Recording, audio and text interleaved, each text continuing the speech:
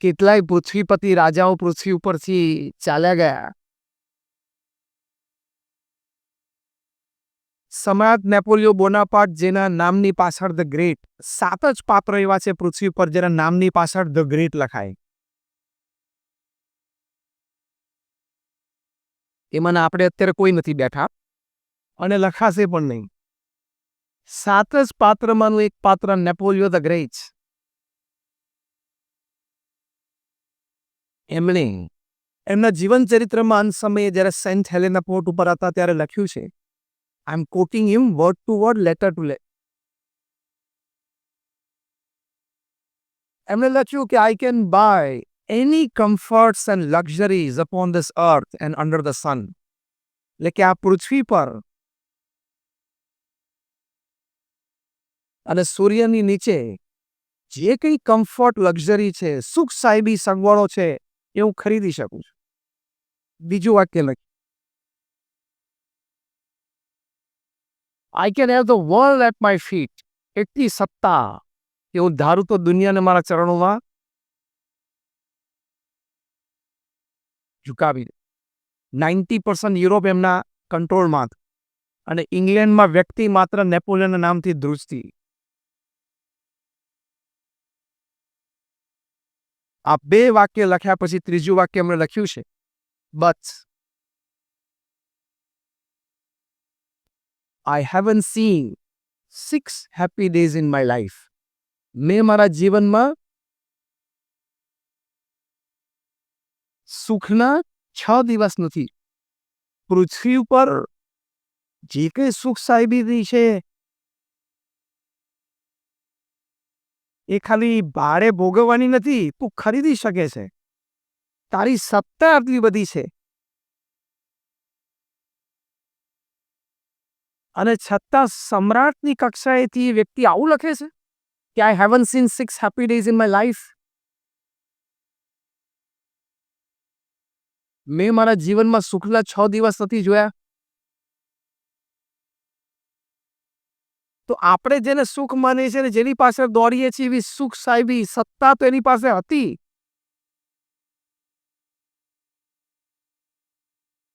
છતાં એમને કયા ખાલીપણાનો અનુભવ થયો ત્યારે આ વાત લખી?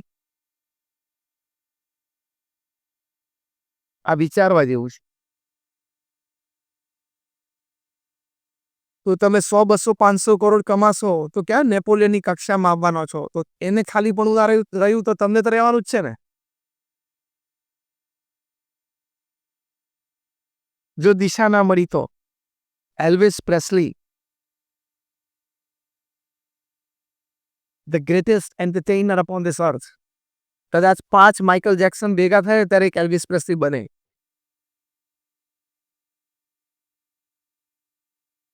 એકવીસ વર્ષની જ્યારે એલ્વિસ પ્રેસ્લીની ઉંમર હતી ત્યારે 78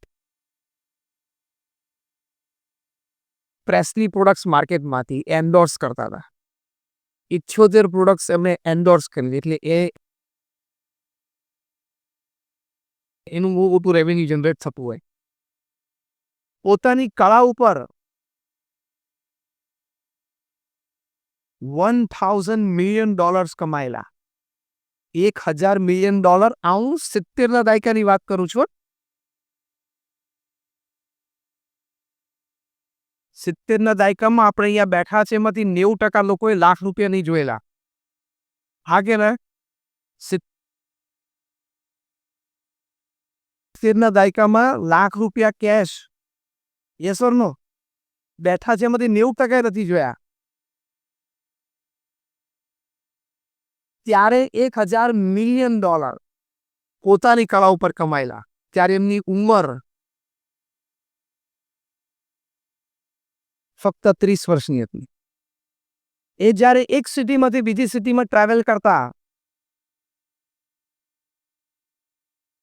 the first person upon this earth to use a private plane, અને 2 બોઈંગ્સ રાખતા. એક બોઈંગમાં એ અને એમનો પર્સનલ સ્ટાફ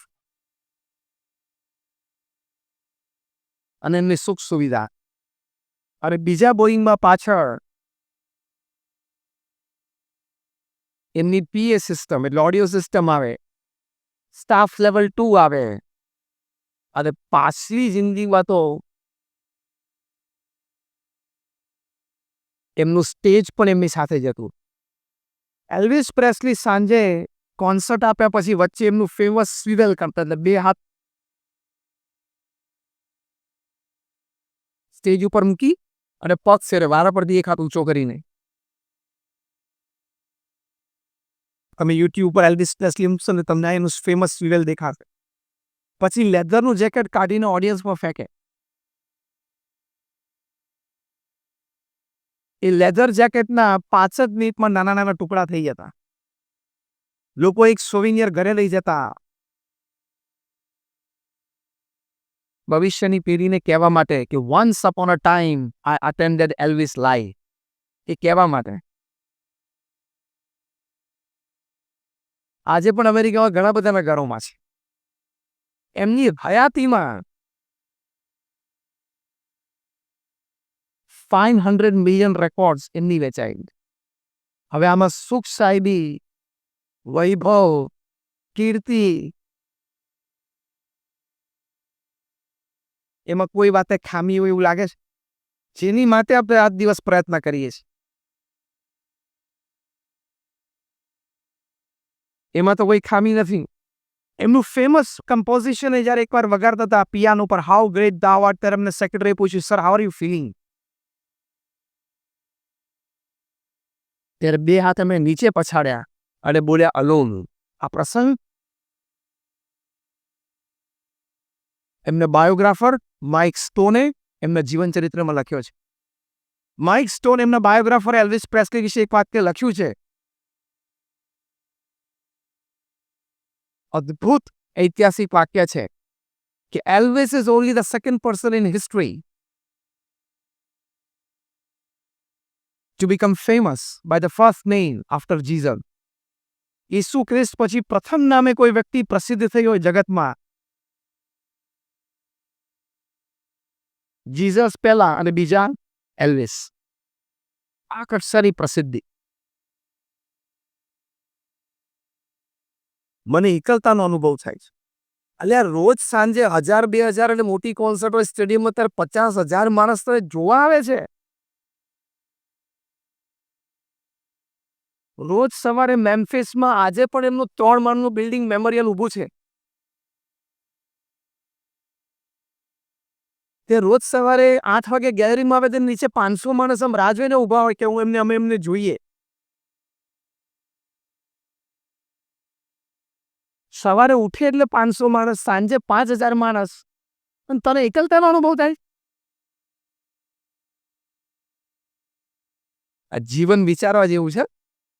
મટીરિયાલિઝમ તરફની આપણી દોટ છે ને, એમાં જીવનની ઘણી બધી રહસ્યની વાતો આપણે ચૂકી જઈએ છીએ. આ બધા ચૂકી ગયા. નેપોલિયો બોનાપાર્ટથી માંડીને એલ્વિસ પ્રેસ્લી સુધી બધા જ. અને એકલતાનો અનુભવ એમનો સાચો હતો. 16મી ઓગસ્ટ 1977, 33 વર્ષની ઉંમરે એલ્વિસ પ્રેસ્લી આત્મહત્યા કરી. એટ ધ એજ ઓફ 33, 16મી ઓગસ્ટ 1977, 40 સ્લીપિંગ પિલ લઈને સૂતા, સવારે ઊભા ના થયા. He died in his sleep. 1,000 million dollar પછી માણસ આપઘાત કરે? તમે તો રાત દિવસ એની માટે તો છો. પોતાની 500 મિલિયન રેકોર્ડ્સ પછી માણસ આપઘાત કરે? આ વાત છે ને, બહુ શાંતિથી વિચારજો, મગજમાં બેસે એવી નથી આ વાત. રોજ સાંજે 5,000 ફેન્સ એને સાંભળવા માટે આવતા અને લાઈવ કોન્સર્ટ હોય, એ વ્યક્તિ આત્મહત્યા કરે? આવા તો એક નહીં, 25-50 વિશ્વ પ્રસિદ્ધ વ્યક્તિઓના પ્રસંગો છે.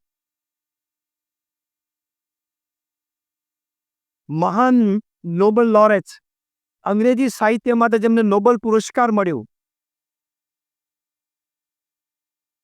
ખૂબ સુંદર વાર્તાઓ સમાજ માટે લખી અર્નેસ્ટ હેમિંગવે એમણે પણ આપઘાત કર્યો. આટલી પ્રાપ્તિ પછી આ કઈ પ્રકારનો વિચાર ને ખાલીપાનો અનુભૂતિ આ લોકોને થતી હશે? દરેક વાત ચોક્કસ આપણને સત્ય મનાય અને ગંભીરતાથી વિચારવા લાયક કે life is something beyond materialism. ભૌતિકવાદથી બહાર, ભૌતિકવાદથી જુદું અને ભૌતિકવાદથી પર જીવન છે. સામે એવા પણ પ્રસંગો છે, તમે પણ સમાજમાં વ્યક્તિઓને મળ્યા છો કે ભૌતિક સુખ સુવિધા એની પાસે ઓછી હોય પણ ચહેરા ઉપર આનંદ હોય, એના એટીટ્યુડમાં પોઝિટિવિટી હોય, એના ચારિત્રમાં પવિત્રતા હોય, એની કામગીરીમાં નીતિમત્તા હોય. મળ્યા છો ને એવા લોકોને? હું તો હસતા હસતા ઘણી વખત કહું છું કે sometimes people sleeping on the 10th floor of his own building in an AC room has to take a sleeping pill, and one sleeping on the other platform, he sleeps in the wicks of trains. Dadar railway station ઉપર કુલીને જે ઊંઘ આવે છે ને એ ઘણી વખત તમને એસીમાં નથી આવતી, હા, જે હકીકત છે. તો જીવન સમજવું એ ખૂબ જરૂરી છે. પરમ પૂજ્ય પ્રમુખ સ્વામી મહારાજને અમદાવાદમાં એક યુપીએસસી એક્ઝામ્સમાં અપિયર થતો એક યુવાન જેને આઈએએસ બનીને કલેક્ટર બનવાની એક ખેવના હતી, સુંદર પોતાના જીવનનું એક સ્વપ્ન હતું, પોતે સક્ષમ પણ હતો. એ પ્રમુખ સ્વામી મહારાજને વ્યક્તિગત મુલાકાતમાં એમણે એક પ્રશ્ન પૂછ્યો કે સ્વામીજી, મારા અંતરમાં એક પ્રશ્ન છે અને બહુ ગંભીરપણે મને એ નિરંતર હૃદયમાં ખૂંચ્યા કરે છે. એને પ્રશ્ન પૂછ્યો કે સ્વામી, જીવનના અંતે મૃત્યુ નિશ્ચિત છે, તો પછી જીવન જીવવાનો હેતુ શું? Here we start. Love you જિંદગી. હવે સાંભળજો બરોબર. જીવન જીવવાનો હેતુ શું છે? ત્યારે પ્રમુખ સ્વામી મહારાજે આપણા મહાન સત્શાસ્ત્રો, જે આપણા મહાન ઋષિમુનિઓ કયા છે, એ સત્શાસ્ત્રોના ઉપદેશ પ્રમાણે પોતાના જીવનના અનુભવ અને શાણપણ પ્રમાણે તો આઈએસ થનાર યુવકે પ્રમુખ સ્વામી મહારાજને પૂછ્યું કે જીવનના અંતે મૃત્યુ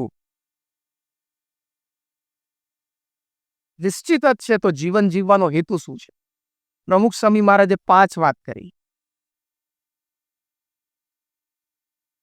એક એક વાક્ય. પહેલી વાત કરી કે જીવન જીવવાનો પહેલો હેતુ છે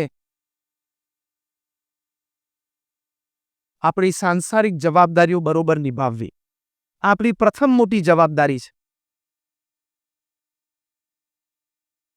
as responsible parent, as a responsible brother or a sister, as a responsible neighbor or a relative, as a responsible friend or a society member, આપણે આપણી તમામ જવાબદારીઓ બરોબર નિભાવવી. બીજી વાત પ્રમુખ સ્વામી મહારાજે કરી કે જે પણ વ્યવસાય, નોકરી, ધંધો તમે કરતા હો એમાં નીતિમત્તા અને પ્રામાણિકતા રાખજો અને સત્શાસ્ત્ર પ્રમાણે પવિત્ર જીવન જીવો. આ 2 ઉપદેશ જે પ્રથમ અને દ્વિતીય સ્થાને પ્રમુખ સ્વામી મહારાજે મૂક્યા, એ સંબંધી ઘણી બધી વાતો આપણે આજે સમજવાની છે કે આપણે જે નોકરી, ધંધો, વેપાર કરીએ છીએ એમાં પુરુષાર્થ સારો કરીએ છીએ, પણ 2 વાતનો થોડોક અભાવ રહી જાય છે. ભવિષ્યના વિચારનો એક અભાવ. અને બીજો અભાવ રહી જાય છે થોડી નીતિમત્તા, પ્રામાણિકતા અને નૈતિકતા.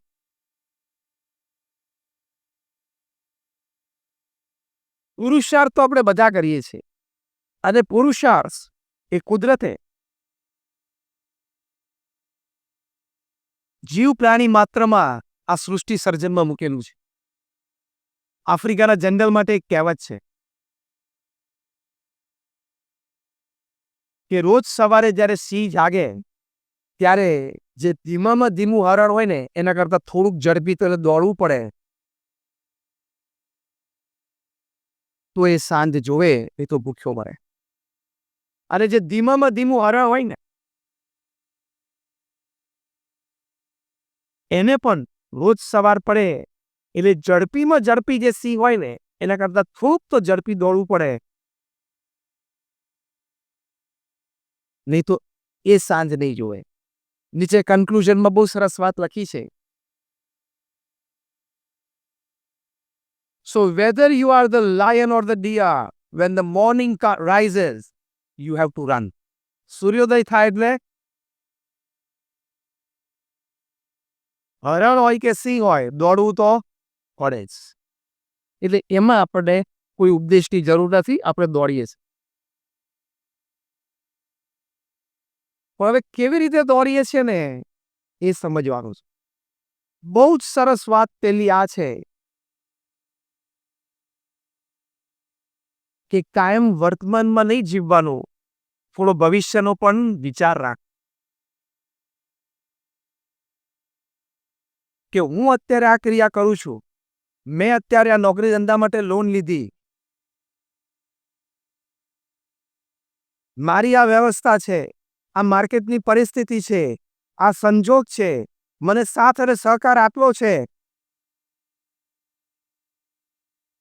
મને ક્રુશિયલ મુમેન્ટ ઉપર આટલો જ સપોર્ટ મળી શકે એમ છે. આ બધાનો વિચાર કરીને પછી જ વર્તમાન પરિસ્થિતિમાં ધંધો અને વેપાર વિકસાવવાનો પ્રયત્ન કરવો. તમારે એમ નહીં વિચારવાનું કે મારી પાડોશમાં તો અમારા ગામનો જ પેલો મારા કરતાં 10 વર્ષ મોડો અહીંયા મુંબઈ આવ્યો અને એ આટલો આગળ વધી ગયો, હું હિંમત એકવાર કરી લઉં. પણ હવે એને સંજોગ પરિસ્થિતિ અનુકૂળ આવી ગયા, તારે હિંમત ન કરવી એવું નથી. ઇન્સ્પિરેશન અને મોટિવેશન હંમેશા રાખવા, પણ કેલ્ક્યુલેશન તો રાખવું પડે કે નહીં. People take risk. They are advised to take calculated risk. જોખમ લેવામાં વાંધો નથી, પણ ગણતરીપૂર્વકનું જોખમ લેવાનો. દુનિયાના સૌથી મોટા મેનેજમેન્ટ ગુરુ સ્ટીફન કોવી, એમણે 7 Habits of Highly Effective People એ પુસ્તક લખ્યું છે. દુનિયાના 3000 સફળ બિઝનેસમેનને મળ્યા. ખાલી બિઝનેસમેન તરીકે સફળ નહોતા, they were successful in all walks of life. They were successful as a father, as a brother, as a mother, as a sister, as a relative, as a friend. બધી રીતે સફળ હતા. એવા 3000 વ્યક્તિઓને 5 ખંડ ઉપર દુનિયાના 100 દેશોમાં બહુ સિલેક્શન કરીને મળ્યા. એમની સાથે 2-4 દિવસ રહ્યા, એમની રહેણી કહેણી, રીત ભાત, વિચારધારા જોઈ અને એમના ઇન્ટરવ્યૂ પણ લીધા. પછી આ પુસ્તક લખાણું છે. એટલે બહુ જ કિંમતી સલાહ એમના તરફથી છે કે આ 3000 સફળ વ્યક્તિઓના જીવનમાં મેં આ 7 આદતો કોમન જોઈ છે. એમાં ત્રીજી આદત જેમને લખી છે, સેકન્ડ હેબિટ લખી છે ને, એ આપણે અત્યારે જે મુદ્દો વાત કરી રહ્યા છીએ છે. Begin with the end in mind. બહુ જ સરસ આદત લખી છે. Begin with the end in mind. કે તમે કોઈ પણ સંબંધ શરૂ, કોઈ પણ એક ક્રિયા શરૂ કરો, કોઈ પણ એક વેપાર શરૂ કરો તો અંતિમ અંજામ તમે જે ટ્રેક લઈ રહ્યા છો એમાં શું શું આવી શકે છે એ શક્યતા સ્પષ્ટપણે તમે લખો. આપણે બહુધા શું હશે થઈ હશે, નહીં વાંધો આવે, એકવાર કૂદી પડું એમ ના. એવું થતું 70-80ના દાયકામાં. હવે સ્પર્ધાત્મક જમાનામાં બહુ જ ગણતરી કરવી જરૂરી છે. Am I right or wrong? So begin with the end in mind. આ સ્ટીફન કોવીએ 7 Habits of Highly Effective People પુસ્તકમાં લખ્યું છે. જો તમે આડેધડ બિઝનેસ ચાલુ કરો તો ચોક્કસ તકલીફ આવે, તકલીફમાંથી મૂંઝવણ આવે, મૂંઝવણ બધી ઘેરાવા માંડે એટલે ખોટું પગલું લેવાનું મન થાય છે ને સમાજમાં ઘણી વખત. 2500 આઉટલેટ આખી ઇન્ડિયામાં હતા. એ વ્યક્તિને શું તકલીફ પડી હશે કે સુસાઇડ કર્યો? સ્ટોરી યાદ આવી ગઈ. 15,000 કરોડની એસેટ્સ હતી અને 8 થી 10,000 કરોડની લાયબિલિટીઝ. બધી એસેટ્સ બેંકમાં મૂકી અથવા તો વેચીને લાયબિલિટીઝ બધી પૂરી કરે તોય 5,000 કરોડની એસેટ્સ, એફડી, જ્વેલરી, વોટેવર ગણો, 5,000 કરોડ તો એમને હતા. આખી જિંદગી 10 મર્સિડીઝ, 10 ડ્રાઈવર, 10 શેફ, 10 નોકર લઈને બંગલામાં, ફાર્મ હાઉસમાં રહી શકે. 5,000 કરોડ એટલે હી કમિટેડ સુસાઇડ. ખબર છે કે એક આઉટલેટ હજી પાર લેવલ ઉપર નથી પહોંચ્યું તો બીજું શું કામ ખોલે છે? ખાલી કેવડાવવા માટે? જે ફંક્શનમાં રોજ સાંજે જાય ત્યાં પરિચય આપવા માટે? ત્યાં વ્યક્તિ જે મંચ ઉપર બેઠા છે 2500 આઉટલેટ એમને ઇન્ડિયામાં છે, બસ એટલું કેવડાવવા માટે? સામે કેટલો સ્ટ્રેસ, કેટલું પ્રેશર. તમારા 40% આઉટલેટમાં તમારે દર મહિને પૈસા નાખવા પડતા હોય તો શું કામ પણ તું નવું નવું ઊભું કરે છે. આ પહેલું ગાન પણ સ્ટીફન કોવે શું શીખવાડ્યું? Begin with the end in mind. આ બહુ મોટો એક કેસ સ્ટડી થઈ ગયો ઇન્ડિયામાં. CCD it's a big case study. તમે એકની બીજી દુકાન કરો, બીજાની ત્રીજી કરો, પાંચમાની છઠ્ઠી કરો એની ના નથી, પણ ગણતરી રાખજો અને વિચાર રાખજો. મને કહેવામાં આવ્યું છે કે આ મુદ્દો તમે મુખ્ય આધારભૂત બોલજો. આઈ એમ નોટ ડિમોરલાઇઝિંગ યુ. હું બે વાત બોલું છું. બીજીમાંથી ત્રીજી દુકાન કરવી હોય તો કરજો, પણ ગણતરી રાખજો. તમે ને તમારા ફેમિલી ખૂબ દુઃખી થાય એવું પગલું ના લઈએ. ચોખ્ખી ગુજરાતી ભાષામાં એક સરસ કહેવત છે, પગ કેટલા પ્રસરાવાય? બધાને ખબર છે. ચાદર કરતાંય મચ્છરદાની બાર પગ કાઢે છે. ચાદર તો પછી મોસ્કીટો નેટની બાર તો પગ કાઢે છે. ત્યાં સુધી તો હવે તો કંટ્રોલ રાખ.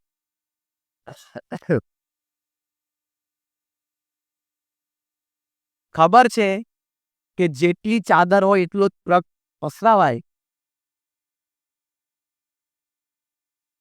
પણ બધાને સીધી નજર અંતિલિયા ઉપર આવે છે કે he can reach there. હું એનો 10% તો બની જ શકું.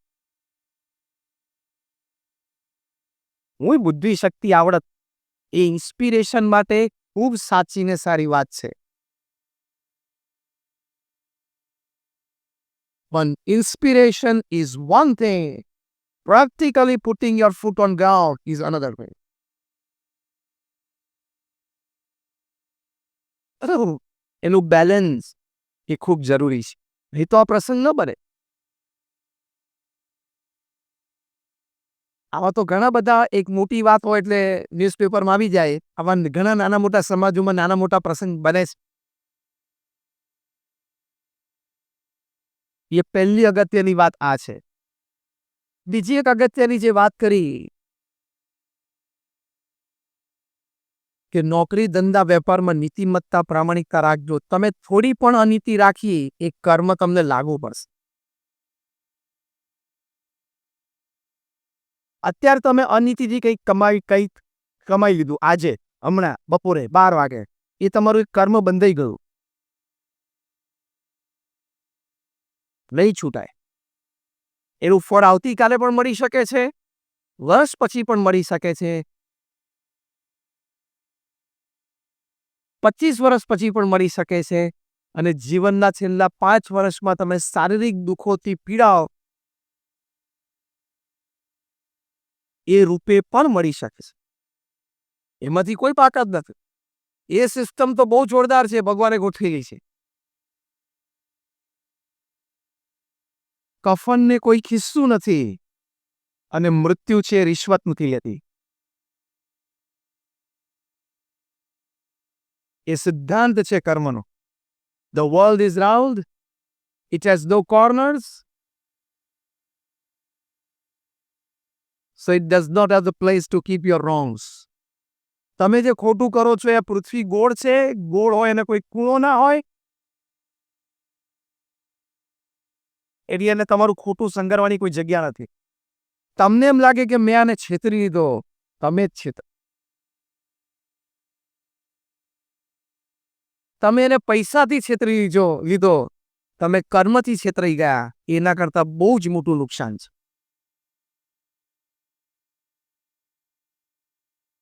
અને નડશે. ધંધામાં ખોટું કર્યું હશે ને, એ ખાલી ધંધામાં જ નડે એવું નથી હોતું. એ સિસ્ટમ હજી આપણને ખબર નથી. એમાંથી થોડું ઘણું પતિ પત્નીના વચ્ચેના સંબંધોમાં પણ નડી જાય એ કર્મ. કારણ કે તમે ખોટું કર્યું ને, એ ખોટું ફળ તમને ગમે તે ડિપાર્ટમેન્ટમાં આવે. આ તમને એક નવો કોન્સેપ્ટ ઘણાને ખ્યાલ આવ્યો છે આજે, કે મેં ધંધામાં ખોટું કર્યું અને ખોટા પૈસા લીધા એટલે કદાચ મારે પૈસાની થોડી ખોટ જાય એવું નથી. પૈસાની ખોટ ના પણ જાય, પણ એ ખોટું કરેલું રિફ્લેક્શન હસબન્ડ વાઇફ રિલેશન્સમાં પણ આવી જાય અને ડિવોર્સ પણ શક્ય છે. દુકાનમાં ગ્રાહક સાથે કરેલું ખોટું એ ઘરે ડિવોર્સમાં રિફ્લેક્ટ થાય એ પણ સત્ય છે. તમારો સંતાન તમારે ત્યાં અથવા તમારો ગ્રેન્ડ ચાઇલ્ડ મંદબુદ્ધિનો જન્મે એ પણ શક્ય છે. આ કર્મના ફળ છે બધા. તમને એમ થાય કે અમારે ત્યાં કેમ આવું મંદબુદ્ધિનું બાળક જન્મ્યું, પણ તે 20 વર્ષથી દુકાનમાં ગંગ ખોટું કર્યું, એટલે એનું રિફ્લેક્શન અહીંયા. તમને એમ થાય કે મારા ઘરમાં મારા પત્ની કે મારો ભાઈ કે મારો દીકરો કે મારી દીકરી બહુ બીમાર રહ્યા કરે છે, એ પણ ક્યાંક ખોટું તમે અથવા એને કરેલું છે એનું રિફ્લેક્શન. બાકી ભગવાનને તમારી સાથે શું વેર કે આપણને ખોટું, આપણે આપણા 2 સંતાનોનું ખરાબ ઈચ્છીએ છીએ, તો ભગવાનને આપણે સંતાનો છે. વયમ અમૃતસ્ય પુત્ર. ભગવાન શું કામ આપણું ખોટું ઈચ્છે? અને એમને ક્યાં આપણી જોડે વેર બાંધવું છે? 7 અબજની વસ્તી છે, તને ઓળખતાય નથી. આમ ભગવાન બધાને જાણે છે, બાકી કે તારી સાથે વેર લેવું નથી એ ભાવનાથી બોલું, તને ઓળખતાય નથી. અને તારી હેસિયત છે. ધારો કે અમે